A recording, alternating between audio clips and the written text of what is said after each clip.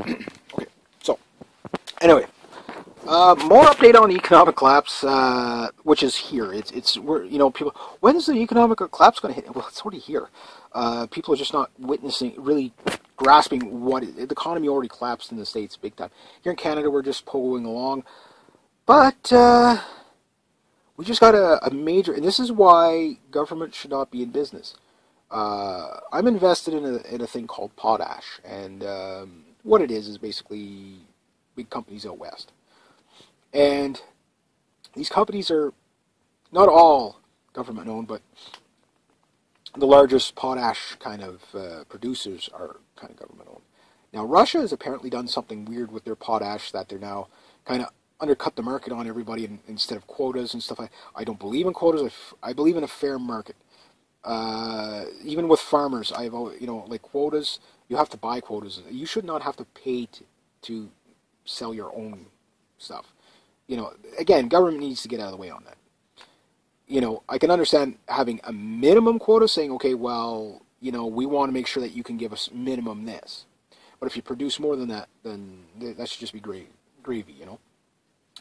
Well, with the potash, it's kind of, I guess, the same thing. So it's all heavily regulated. And, of course, we'll inflate the price. And then, of course, nobody buys it. Now, I'm invested in that a bit. And most Canadians that have investments will probably have been invested in that. Well, it just took a big dive today in the market. So I don't follow the market that much because I'm really not a stock market guy, and I don't give that kind of advice because I really don't know. But I can tell you when I lost money, and I don't know how much money I lost on my retirement savings plan, but I know I lost money. But I'm going with the idea that I'm making other plans anyway.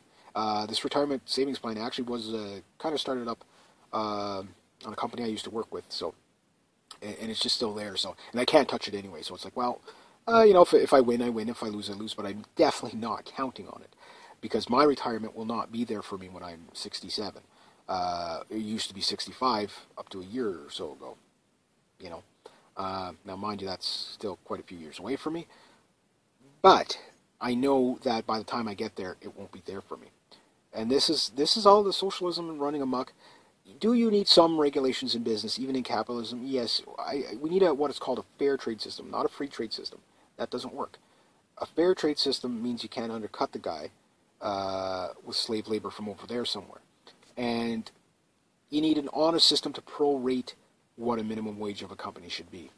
And I've explained the waterfall effect of profit sharing, mandatory profit sharing for all companies and stuff like that. And I've explained that before in other videos, so I won't do it again. But that's a big hit for the Canadian economy. That's going to be a big hit. Not a debilitating hit, and probably not even noticed to the day-to-day guy. It's not going to know that. But that is a hit to the economy. Going from there, going down to the States, oh boy, where do you start there? Over 100 million people, easy. Like I say, they say between 1 in every 4 to 5 people, or 4 out of every 5 people are just got 80% of people are just like heads above water, borderline poverty. And a lot of people are not getting it, that it's designed to be that way. It's not because you're working any less hours that much. I mean, a lot of people have been pushed part-time because of the Obamacare. But you have to understand the Obamacare is designed to destroy the economy because they need that one world currency. The United Nations wants to rule the world, period. But it's who wants to sit in the number one chair. That's the bloody chair at the top. You're seeing all kinds of politicians being knocked off lately these days. Again, Hail Hydra, I've been talking about that. And you're seeing it. There was a whole bunch of them killed like last week. Where the heck was it? You might as well say in not quite the Middle East, but in the one of the was it the UAE? It might have been the UAE. One of those countries in there. So it was in the Middle East, but it might have been like Eastern Europe somewhere. I can't remember what it was, but anyway, a bunch of them got killed. It's getting to the point where it's just they're knocking each other off now. Bloody chair at the top. My faction's going to my corrupt faction's going to take the president over the other corrupt faction. Get out of there, Tigger. So anyway, the point is that you're seeing it around the world, but you're really seeing it come home to roost. We are in a global depression. All the bad things that are happened in Spain and Italy are still happening in Spain and Italy. I mean, they're just losing jobs. Like, you know, anything government. This is why I tell people, especially here in Canada, because I do have an awful lot of friends that work for the government, and I tell them, you know, now's the time to go find something else. You know, I know the money's okay in the government, you know, and it's cushy and you got benefits and all that, but they're just, when they don't need you anymore, they're just pulling that rug from you. They're not going to care what's going to happen to you. Most of these people will probably end up committing suicide like they do in Greece and Spain. Mm-hmm. Very high suicide rates right there. That's what, well, when people lose everything, they lose it. Either they go nuts and kill other people, or they kill themselves, you know. But unless you're from Iceland and you get sensible and say, you know what, we're suffering. Let's put the people who did this to us in jail. Way to go, Iceland. It's funny how they just won't bring that one to the front page, eh? Throw your bankers and politicians in jail that were corrupt. It was a good idea. So here in Canada, we're maintaining, but we're not. You know, as soon as the States goes down, the world goes down, and us, well, we're so interlinked with the States, it's not funny. 4 out of every 5 people in poverty, so 80% of the population, 312 or 318 million, about 10 times our population here in Canada, of people in the States are pretty much on either food stamps, government assistance, or benefits of some sort. That's going to be a harsh reality when these people realize that they're not entitled at all.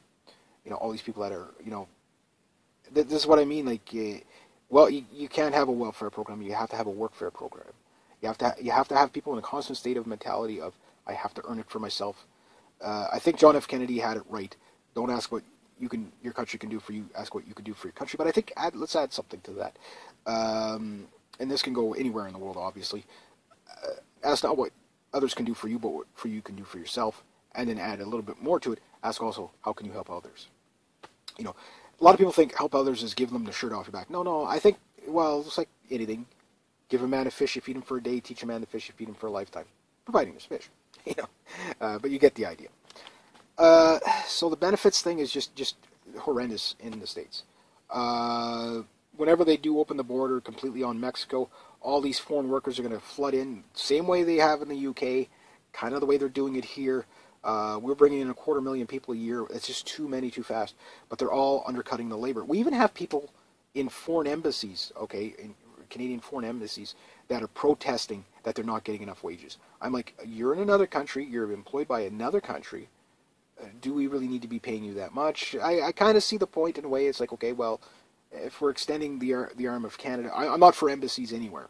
You know, like, I mean, they're a waste of money in my opinion. People want to do business, they can do business. You need to get the politics out of the business. Or just don't do business with them. That's why you need a strong country from within.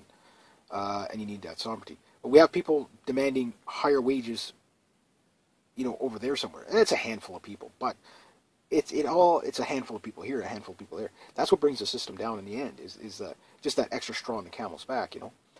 And when you're looking at it in the States, I mean, they're just getting, their bond markets are getting crushed, from the way I understand it. You look at the oil's been down like $2, I think, in the past couple of days, like $103 today. Our dollar's up a bit, 97 cents. Dow Jones down a bit. Gold down like $2 or $3, but it's been going up by like $20 or $30 a day almost. You know, so it's over 1,300 anyway. So even when Goldman Sachs put all that gold on the market to devalue it, all that, it's starting to come back up. So don't be surprised if you see like an ounce of gold in 10 years' time is going to be like $300,000 an ounce. Like the money's going to be so worthless. The American dollar, and I can imagine the Canadian dollar is not quite as bad, but it's probably pretty close, has lost 97% of its value since the since the 1930s. Okay, think about that. It took 200 years to get to $8 billion or $8 trillion in the United States of debt. 200 years for the Americans to get there. It's only taken another 5 to get to 17. Think about that. So for people that don't believe the economic collapse is well into, you know, it's blooming. You know, 2008 was the speed bump. This is it, but like I said, I didn't know if you were going to see it as an all-out collapse or just a slow bleeding of the system. It seems like it is bleeding out, bleeding in from the edges. You know, like it's just you know, like the wealth is just getting sucked away.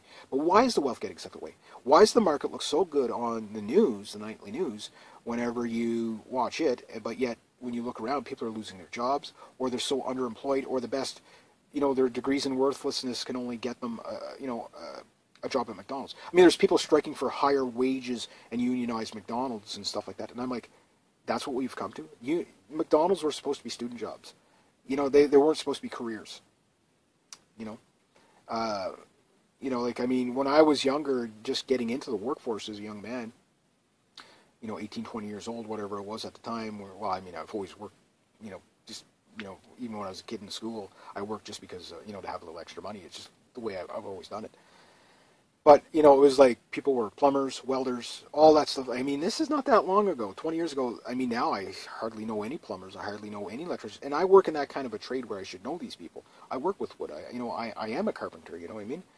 But even at that, it's like these jobs just don't really exist. I know a handful of welders when there used to be tons of welders. These jobs don't exist anymore. And, now as people are demanding high-paying jobs in food service industry jobs, like, I mean, and, if that's the case, if that's all that is out there is service industry jobs, then it just made all colleges completely obsolete. So you can see how the dinosaur bureaucracy of socialism is going to have to take a major restructure. But other things is just the loss of benefits to people. Now, like, I mean, here we are again. We've got all these vets coming back from Afghanistan. Well, they're pretty much all back now, and there's a handful of them left there for training. Training the guys who are going to have to fight in the future, I guess. And they're getting a hard time getting their benefits. I mean, it's always been that way for soldiers, unfortunately. They get brainwashed into this idea that they're going to go fight for the greater good. They come back,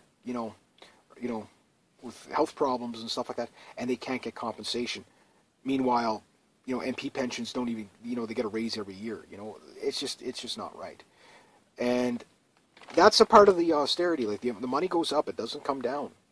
And here in Canada, like I said, since 2008, we've been doing austerity. Technically, it's supposed to be a conservative government and shrinking, but we're getting a bigger government and austerity rather than a smaller, better managed government. Now, in a lot of areas, the Conservatives have done a lot of good things.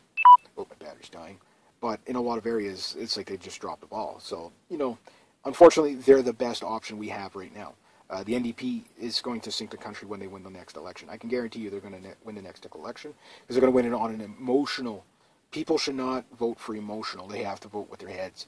Problem is we don't really have, it's lack of options. I wish the taxpayer.com would, those guys would run for office. I would hire, yes, I would hire them, through my vote. But, I mean, you're seeing all these signs. So, just the wealth is being ripped away, and it's going up. Remember, 1% of the population has 40% of the wealth. That wealth, whenever that one world currency is ready, all these people that are at the very top, they're just going to trade in that other money to be destroyed to bring out the new currency. That's what they're going to do. That's how they get the money from the people. They're sucking up the wealth. Meanwhile, if we had the law I wanted, where we had to have a mandatory profit sharing, my fair trade idea, mandatory profit sharing for all corporations, that 40% would come back to the people. But when you want a one world currency and global control of everybody, that's what. So people got to start thinking of barter and trade 1800s style to get outside that paradigm and only exist in the paradigm that's currently offered to us, which seems to be quite miserable for a lot of people. Everybody is becoming gradually poor on the promise of socialism, which can't be delivered. So yes, the economic collapse is well here. Max Kaiser was right. He was right. He was wrong by one day. He doesn't even realize he was right yet, but he was right. And now you're seeing it. I don't look at the market so much. I look at the people, what's happening to the people. You start looking at what's happening to the people worldwide. Suicide rates are up in most countries due to people losing everything, people who can't get employed because they're just too old, their jobs have been taken from them.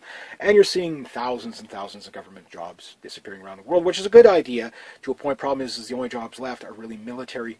In the end, is, well, military dictatorship. So, yeah, and they're going to need that military dictatorship because of everybody's going to be clobbering each other over the head because they got nothing to eat. Oh, and starvation, is also starting to become a problem in the States. So, yeah, put food away, start planning. So, it is getting worse and worse and worse. So, anyway, rate, subscribe, definitely share, and let me know what you guys think.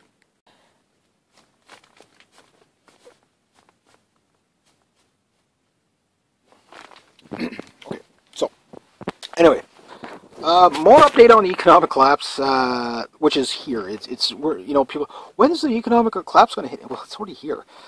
People are just not witnessing, really grasping the economy already collapsed in the States big time. Here in Canada, we're just pulling along, but we just got a major, and this is why government should not be in business.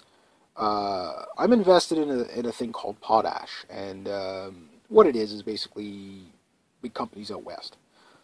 And these companies are not all government owned, but the largest potash kind of producers are kind of government owned. Now, Russia has apparently done something weird with their potash that they're now kind of undercut the market on everybody instead of quotas and stuff. I don't believe in quotas. I believe in a fair market. Even with farmers, like quotas, you have to buy quotas. You should not have to pay to sell your own stuff. Again, government needs to get out of the way on that. I can understand having a minimum quota saying, okay, well, we want to make sure that you can give us minimum this.